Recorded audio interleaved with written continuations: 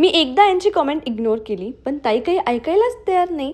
मी कधी म्हटलं की मी सुंदर दिसते, फेअर दिसते आणि जे काय आहे, जसं काय आहे ते तुमच्याशी मी व्हिडिओजमधनं शेअर करत असते.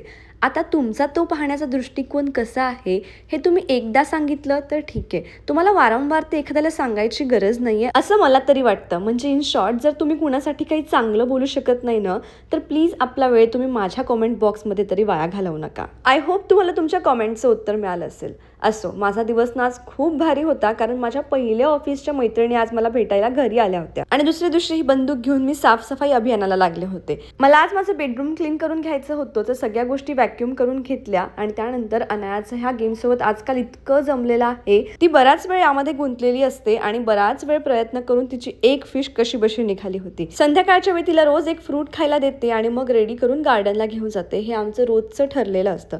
सो आजही तिने मस्त मँगो खाल्ला आणि छान असं रेडी होऊन गार्डनला गेली आणि तिथे गेल्यावरही शांततेत एकही गोष्ट खेळत नाही. तिला या स्लाइडवर इथनंच जायचं असतं. पण हां, ती मंकी बार एकदम भारी करते. थोडासा सपोर्ट द्यावा लागतो.